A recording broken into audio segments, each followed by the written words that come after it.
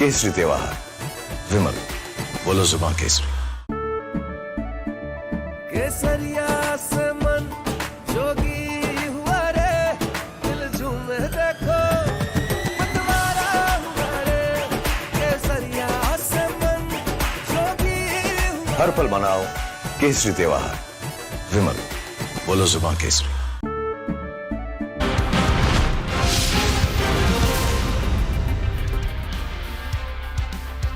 नमस्कार रिपब्लिक भारत, आप देख रहे हैं मैं आपके साथ सागर मिश्रा। घड़ी में 10 बज चुके हैं और वक्त है अब खबरों को मास्टर एंगल से दिखाने का। ममता बनर्जी की पार्टी में मची सियासी हलचल अब सिर्फ असंतोष की कहानी नहीं रह गई है। सवाल अब सीधे पार्टी के भविष्य पर अब खड़े होने लगे हैं। जिस टीएमसी को ममता बनर्जी ने अपने संघर्षों से सींचा था, कि अब उसी पार्टी में नेतृत्व के खिलाफ अब खुली बगावत अब शुरू हो चुकी है। बागी सांसदों की संख्या बढ़ने के दावे होने लगे हैं।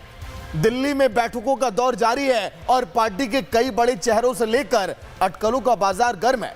सबसे बड़ा सवाल यह है, क्या टीएमसी के भीतर एक समानांतर शक्ति केंद्र अब तैयार हो चुका है? क्या बागी सांसद अपनी अलग पहचान की लड़ाई अब लड़ने जा रहे हैं? और क्या ममता बनर्जी की सबसे बड़ी चुनौती अब विपक्ष नहीं बल्कि उनकी अपनी पार्टी के अंदर से खड़ी हो रही है? दिल्ली से कोलकाता तक सियासी गलियारों में चर्चाएं गर्म है। हर नई बैठक, हर नई तस्वीर, हर नए बयान के साथ सस्पेंस अब और भी गहरा हो गया है। क्या बंगाल की राजनीति में कोई बड़ा सियासी धमाका होने वाला है? तस्वीरें आपके सामने हैं।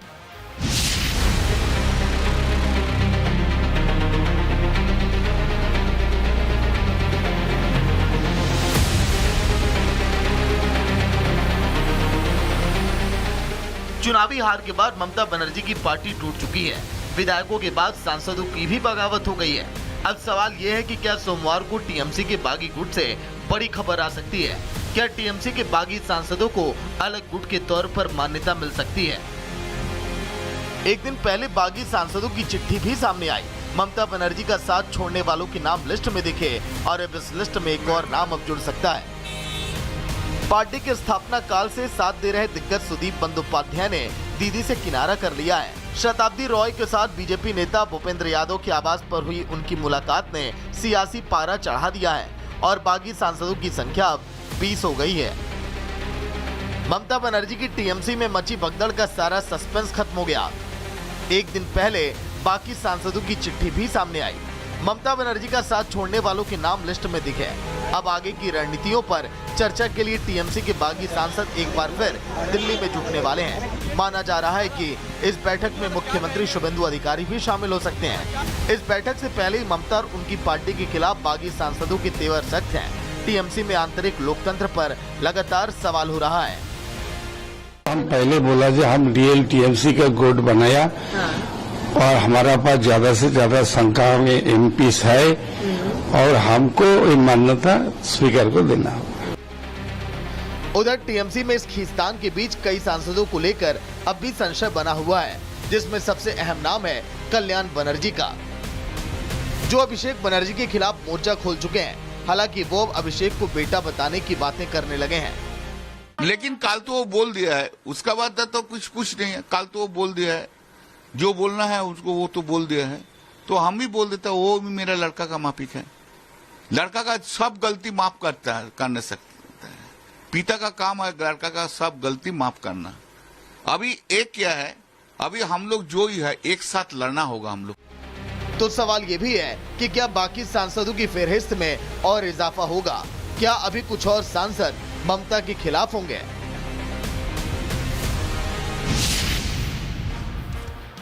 वहीं ममता बनर्जी के भतीजे अभिषेक बनर्जी के कालीघाट स्थित घर पर कोलकाता पुलिस ने शुक्रवार की देर रात 3 बजे छापा मारा। पुलिस की टीम सेंट्रल फोर्स के जवानों के साथ पहुंची।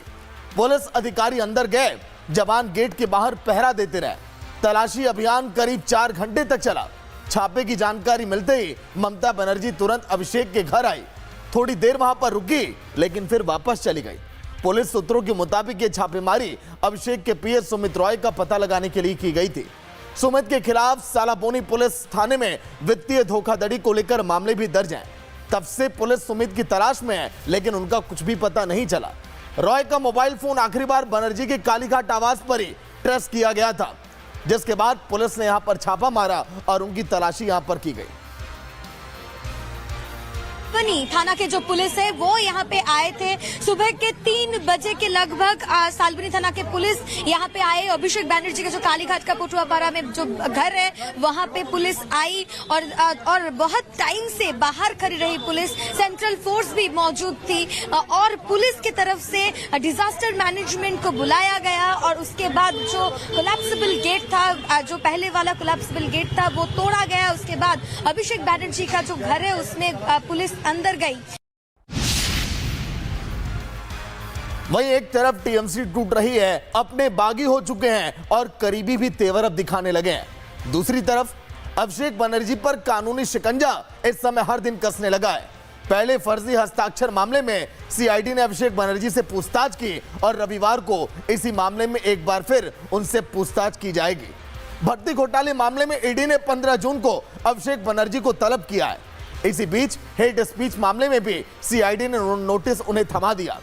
यानी कई मामले में जांच अब तेज हो चुकी है। अभिषेक से हर दिन अब पूछताछ की अब तैयारी की जा रही है। देखिए आप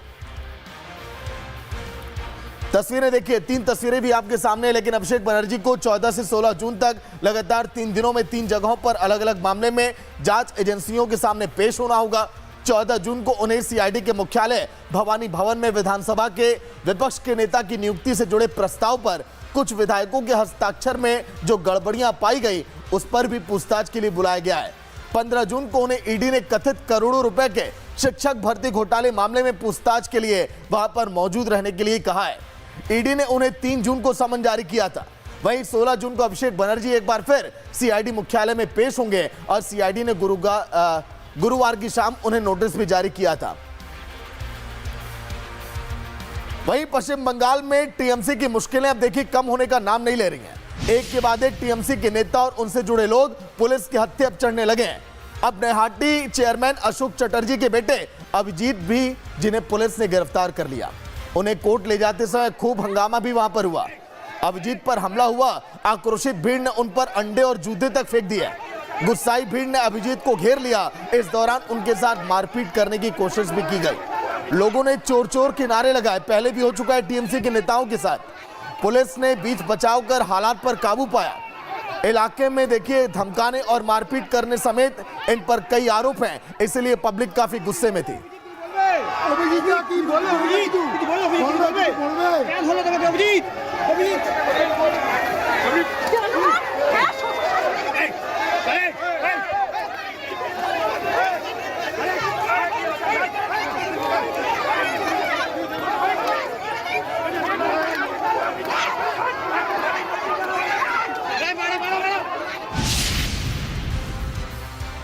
तो चलिए बात करेंगे देश के सबसे बड़े सूबे उत्तर प्रदेश की।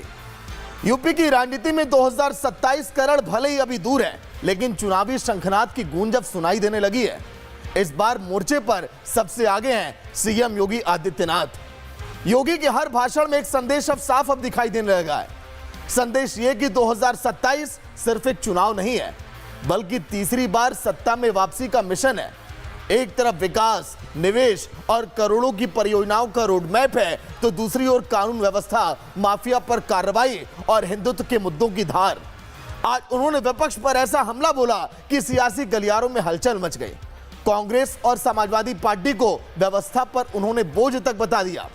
अखिलेश यादव को अपने चेले चपाटों को समझाने की नसीहत दे डाली है और बेटियों की सुरक्षा को लेकर भी उन्होंने साफ संदेश दिया है। सवाल यह है कि क्या योगी आदित्यनाथ ने 2027 के चुनावी अभियान का बिगुला फूंक दिया है? क्या विकास और हिंदुत्व का यही डबल इंजन मॉडल एक बार फिर यूपी की राजनीति का केंद्र अब बनेगा? देखिए आप।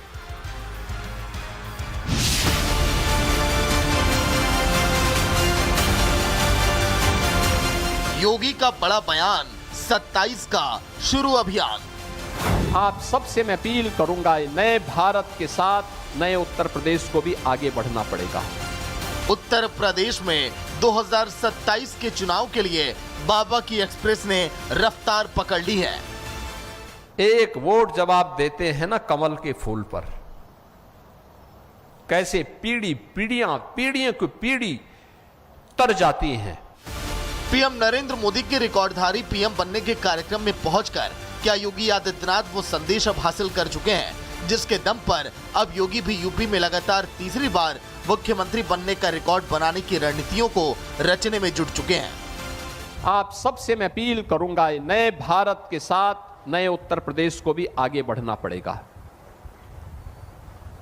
नया भारत वैश्विक संकट में भी अपने लोगों को बचा रहा है।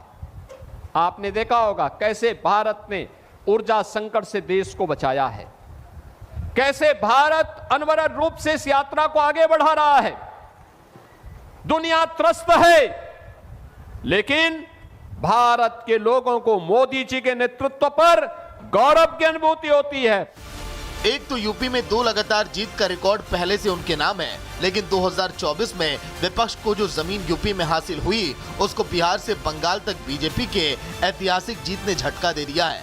बंगाल में तो हिंदू वोट से बीजेपी को मिली ऐतिहासिक विजय के बाद विपक्षी खेमे में मची भगदड़ से योगी को यूपी में इस वक्त नई सियासी ऊर्जा दिखने लगी है। विकास भी करेंगे, सुरक्षा भी देंगे, आस्था का सम्मान भी करेंगे और समृद्धि की नई ऊंचाई की ओर आप सबको लेकर के जाएंगे। योगी ने साफ कर दिया है कि हम गरीबों का कल्याण करते हैं, विकास की योजनाओं को लाते हैं, सुरक्षा का बेहतर माहौल देता है और माफिया को मिट्टी में मिलाने का काम भी कर देता है। यही नया भारत है, गरीबों का भी कल्याण करता है, विकास की योजनाओं को भी लाता है, सुरक्षा का बेहतर माहौल भी देता है और माफिया को मिट्टी में मिलाने का काम भी कर देता है। वहीं योगी ने आजमगढ़ से कांग्रेस और समाजवादी पार्टी पर निशाना साधते हुए उन्हें बोझ तक बता दिया। जब ये आपकी आस्था को सम्मान नहीं दे सकते, आपके पूर्वजों को सम्मान नहीं दे सकते, आपके देवी देवताओं का सम्मान नहीं कर सकते, इनको आप कहे सिर में ढो करके चलते हैं तो बोझा है व्यवस्था के लिए, इस बोझा को ढोइए मत। तो वहीं मंच से अखिलेश को नसीहत भी दे दी कि अपने चेले चपाटों को भी थोड़ा उपदेश दे दो, नहीं समझा सकते तो हमारे हवाले कर दो, हम उनको अच्छी तरह से समझा देंगे। अखिलेश जी, दूसरों को उपदेश देते हो, अपने चेले चपाटों को भी थोड़ा उपदेश दे दो कि अपनी भाषा को संयम कर ले। अच्छा होगा उनको समझाओ, और नहीं समझ सकते तो हमारे हवाले कर दो, हम उनको अच्छी तरह समझा देंगे। साथ ही साथ योगी आदित्यनाथ ने भी साफ कर दिया कि बेटी बेटी होती है, हर एक बेटी की सुरक्षा की जिम्मेदारी उन पर है, फिर चाहे वो आम हो या खास। बेटी बेटी होती है, बेटी का सम्मान होना चाहिए। मैं पिछले दिनों देख रहा था, समाजवादी पार्टी के अध्यक्ष अखिलेश यादव की पुत्री के खिलाफ कुछ लोगों ने गलत टिप्पणियां की थी। जैसे मेरे संज्ञान में आया, मैंने तत्काल पुलिस से कहा, मैंने कहा इसमें एफआईआर दर्ज कराओ। बेटी के खिलाफ कोई भी अपमानजनक टिप्पणी स्वीकार्य नहीं होनी चाहिए। साफ है, बाबा अब 27 का अपना अभियान शुरू कर चुके हैं। वो लगातार परियोजनाओं के विकास पथ पर यूपी को दौड़ाने में जुटे हुए हैं। 11 जून 2026 लखनऊ प्रोजेक्ट गंगा की सौगात, 12 जून 2026 वाराणसी 7,175 करोड़ की योजनाओं की समीक्षा, 13 जून 2026 आजमगढ़ 955 करोड़ की सौगात, 13 जून 2026 गोरखपुर 295 करोड़ की सौगात। यूपी में 2027 विधानसभा चुनाव अभी दूर है, लेकिन सियासी तापमान यूपी का बढ़ने लगा है। विकास के साथ ही साथ योगी अब खुलकर अपने पसंदीदा मुद्दों पर बोल रहे हैं और जीत का दम भरते हुए लगातार विपक्षियों की पोल खोल रहे हैं।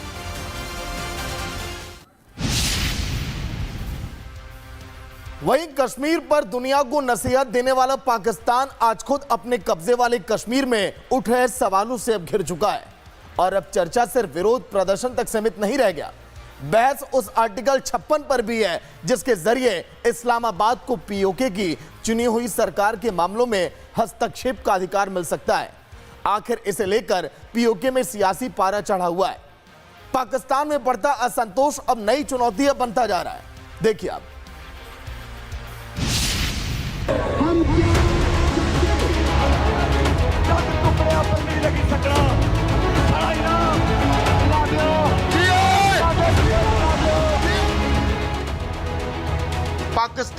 कश्मीर के नाम पर दुनिया भर में शोर मचाता है, आज उसी पाकिस्तान के कब्जे वाले कश्मीर में उसके खिलाफ गुस्सा सड़कों पर उतर आया है।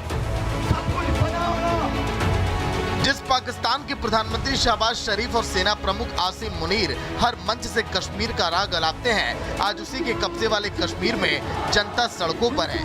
विवाद की जड़ है विधानसभा की 12 आरक्षित सीटें। इन सीटों पर शरणार्थियों के लिए सुरक्षित है जो जम्मू कश्मीर से पाकिस्तान के दूसरे हिस्से में जाकर बसे थे। आंदोलनकारी संगठन का आरोप है कि इन सीटों के जरिए स्थानीय जनता की राजनीतिक आवाज कमजोर होती है, जबकि सरकार का कहना है कि ये सीटें संवैधानिक व्यवस्था का हिस्सा है। कश्मीर का रोज भाषण देने वाले मुल्ला मुनीर से भी अब कोई पूछे कि अगर पीओके में सब कुछ इतना शानदार है तो फिर जनता सड़कों पर क्यों है। पाकिस्तान के अवैध कब्जे वाले कश्मीर पीओके में हालात अब बद से बदतर होते जा रहे हैं। आसिम मुनीर के पापों का घड़ा भर चुका है। अपने हक के लिए लड़ रहे इन लोगों को जब पाकिस्तानी आर्मी ने गोलियों से छलनी कर दिया तो दुनिया भर में शहबाज और मुनीर की थू-थू हो गई। जब खुलेआम हैवानियत बैकफायर हुई तो मुनीर ने चुपचाप शैतानी चालें चलनी शुरू कर दी और धारा 56 को हथियार बना लिया। आइए जानते हैं कि आर्टिकल 56 कहता क्या है। पीओके के संविधान का विशेष प्रावधान है, इस्लामाबाद को स्थानीय सरकार बर्खास्त करने की शक्ति देता है। चुनी हुई सरकार की शक्तियां केंद्र के हाथ में जा सकती हैं, सीधे नियंत्रण का रास्ता भी खुल सकता है। पाकिस्तान दुनिया के सामने जिस इलाके को आजाद कश्मीर कहकर चिल्लाता है, उसके अंतरिम संविधान का आर्टिकल 56 इस्लामाबाद की आकाओं को इतनी असीमित और क्रूर पावर्स देता है जिसकी कोई हद नहीं है। इस काले कानून के तहत पाकिस्तान की संघीय सरकार के पास ये ताकत है कि जब वो चाहे यहाँ मनमानी कर सकती है और उन्हें कानून का पूरा सपोर्ट भी मिले। सबसे हैरान करने वाली और डराने वाली बात यह है कि इस कार्रवाई के लिए मुजफ्फराबाद की सरकार के पास बहुमत है या नहीं, इससे इस्लामाबाद को रत्ती भर भी फर्क नहीं पड़ता। ये कानून सीधे तौर पर पीओके की पूरी कार्यकारी शक्ति को इस्लामाबाद में बैठे आजाद कश्मीर काउंसिल और पाकिस्तान के पीएम के जूतों तले दबा देता है। हालात ऐसे हैं कि जिन लोगों को कभी पाकिस्तान अपना सबसे बड़ा समर्थक बताता था, वही अब उनके खिलाफ मोर्चा खोल चुके हैं। जनरल मुल्ला मुनीर के लिए संकट सिर्फ कानून व्यवस्था का नहीं है, बल्कि साख का भी बनता जा रहा है। एक तरफ सेना ताकत दिखाने में जुटी है, दूसरी तरफ सड़कों पर उतर चुके लोग साफ ये संदेश अब दे रहे हैं कि वे पुराने वादों और नारों से संतुष्ट नहीं है। मुनीर साहब, भला ये कैसी आजादी है? फील्ड मार्शल मुल्ला मुनीर अक्सर कश्मीर पर बड़े बड़े बयान देते हैं, लेकिन आज पीओके की सड़कों से उठ रहे सवाल उनकी पूरी कहानी पर सवालिया निशान अब लगा रहे हैं। अगर पीओके वास्तव में आजाद है तो वहां की जनता अपनी राजनीतिक मांगों के लिए सड़कों पर क्यों है?